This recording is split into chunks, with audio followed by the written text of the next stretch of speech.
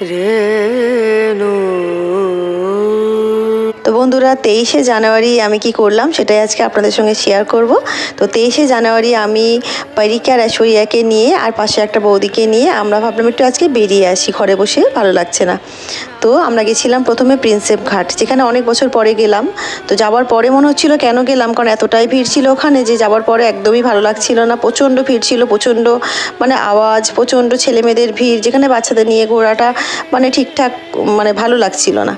তো আমি একটু ফটোশ্যুট করে নিলাম, করার পরে তারপরে আমরা দুপুর হয়ে গেছিলো, যেহেতু আমাদের যেতে যেতেই তো খিদে পেয়ে গেছিলো। তো দেখলাম একটা বোম্বাইয়ের ফেমাস পাওভাজির দোকান, মানে নামেই ফেমাস পাওভাজির দোকান, কিন্তু পাওভাজিগুলো একেবারেই কোয়ালিটি ভালো ছিল না। এই যে এইটুকুনি পাওভাজি দেখতে পাচ্ছেন, এটার দাম হচ্ছে 100 টাকা, 2 পিস মাত্র ব্রেড আছে এর মধ্যে, আর এটাই। তো এতটাই বাজে খেতে যে কি বলবো, কোনো বাটার তো ছিলই না পাওভাজির মধ্যে, আর একেবারে বাজে খেতে। মানে একটা পাতলা কি টাইপের, একটা আলু টাইপের, একটা ঝোল টাইপের করে দিয়েছে বাস ওর সঙ্গেই। তো যাই হোক, খিদে পেয়েছিল তো খেয়ে নিলাম। আর গলা কাটা দাম, মানে সব জিনিসের ওখানে এতটাই দাম বাড়িয়ে দিচ্ছিল আজকের দিনে যে মানে বলার মতো না। মানে যে যার কাছে যেরম পাচ্ছে মানে লুটে নিচ্ছে সব। যেহেতু আজকের দিনে প্রচণ্ড মানুষজন ওখানে ভিড় করেছিল, বুঝতেই পাচ্ছেন। আর আমি পুরোটা তুলিনি কেন, কারণ কারোর ছেলে মেয়ে হয়তো বাবা মাকে না বলে ওখানে গেছে, আমার ভিডিওর মাধ্যমে যদি কেউ কাউকে দেখে নেয় সেখানে আবার তাদের পরিবারে অশান্তি হতে পারে। তো সেই কারণে না আমি সবার ভিডিও তুলি নিরমভাবে, তো যেটুকু আমার ভিডিওর মধ্যে এসছে সেটুকুই। আর তারপরে খাওয়া দাওয়ার পরে ভাবলাম একটু ফটোশ্যুট করে নিই।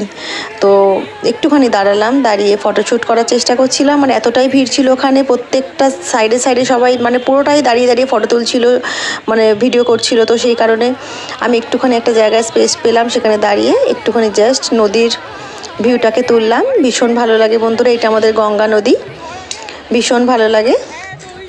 আর খুবই শান্ত পরিবেশ থাকে নর্মাল সময় এখানটায়, যেহেতু এটা সরস্বতী পুজোর দিন ছিল 23শে জানুয়ারি, সেই কারণে কিন্তু একেবারেই নর্মাল ছিল না, শান্ত ছিল না পরিবেশটা। প্রচণ্ড আওয়াজ, প্রচণ্ড শব্দ আর প্রচণ্ড লোকের ভিড়, মানে এতটাই লোকের ভিড় মানে বলার মতো না ওখানটায়। মানে ঠিক ঠিক করছিল লোক, মানে রাস্তাঘাট কিছু দেখা যাচ্ছে না, শুধুমাত্র যেখানেই দেখাচ্ছি ছেলে আর মেয়েদের ভিড়। লোক বলতে ছেলে আর মেয়েদের ভিড়, আর কিছুই নয়।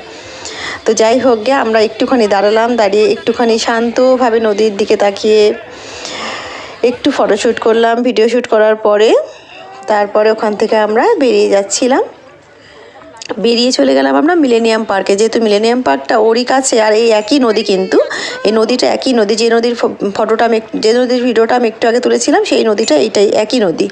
আমি চেষ্টা করছিলাম হাওড়া ব্রিজটাকে দেখানো, সেই দূরে হাওড়া ব্রিজ দেখুন, কিন্তু যেহেতু একটু ঘোলা ঘোলা ভাব ছিল, মানে ধোঁয়া ধোঁয়া ভাব ছিল নদীর ওপরে, তো সেই কারণে কিন্তু হাওড়া ব্রিজটা মানে স্পষ্ট করে দেখাতে পারলাম না, দূর থেকে অনেকটাই ছিল। তো ওখানে আমরা একটু ভালো করে ঘুরলাম, বাচ্চাদের নিয়ে ফটোশ্যুট করলাম, যেটা নর্মালি সবাই করে, বেড়াতে গেলে অবশ্যই ফটোশ্যুট করবো না তা তো হতেই পারে না। তো একটু ফটোশ্যুট করলাম, বাচ্চাদের নিয়ে একটু ঘুরলাম, যদিও সেই পরিবেশটা খুব একটা বাচ্চাদের নিয়ে ঘোরার মতো ছিল না, কারণ বুঝতেই পারছেন সরস্বতী পুজোর দিন, আর সেখানে শুধুমাত্র ছেলেমেয়েদেরই ভিড়। তবুও তুলনামূলকভাবে এই জায়গাটা একটু ভিড় কম ছিল, কারণ প্রিন্সেপ ঘাটের যে ভিড় ছিল সেই তুলনায় এখানে অনেকটাই ভিড় কম ছিল। তো সেই কারণে একটুখানি এখানে দাঁড়ালাম, ঘুরলাম।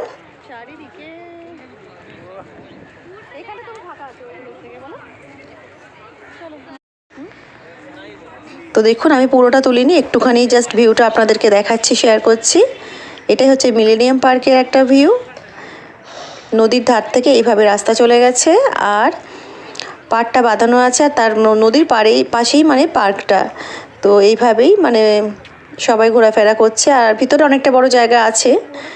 সবাই সবার মতো করে যে যেখানে পেরেছে বসে গল্প করছে, আড্ডা দিচ্ছে। কি আর বলবো, সবারই জীবনে এই দিনটা তো আসেই। এগুলো সব বসার জায়গা, এখানে অনেকেই গিয়ে রেস্ট নেন, বসে গল্প করেন। তো যে যার যেটা ভালো লাগে, অনেকে আবার পরিবার নিয়ে বাচ্চা নিয়েও গেছিলেন বাচ্চাদেরকে ঘোরাতে। আর এইখানে গোলাপ ফুলের গাছ বসানো হয়েছে ছোট ছোট, দেখলাম গিয়ে, এটা আগে ছিল না।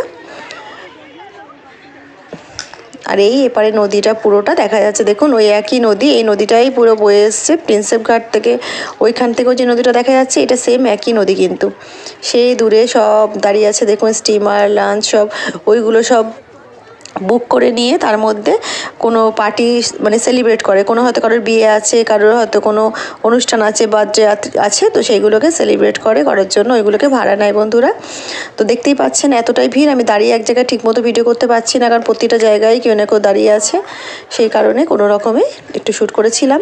আর তারপরে বন্ধুরা এই জায়গাটায় গিয়ে দেখলাম না একটা চালতা গাছ, চালতা গাছে মানে এত চালতা হয়ে, জানি না আপনারা বুঝতে পারছেন কি না ভিডিওতে, বিকজ চালতার কালারও গ্রিন আর গাছটার পাতার কালারও গ্রিন, তো সেই কারণে না পুরো বোঝা যাচ্ছে না, বাট এতটাই সুন্দর লাগছিল দেখতে আমার যে কি বলবো, মন ভরে গেল চালতা গাছটা দেখে। প্রচুর অসংখ্য কিন্তু এতে চালতা হয়ে আছে, ভিডিওতে সেটা কিন্তু ভালো করে দেখা যাচ্ছে না।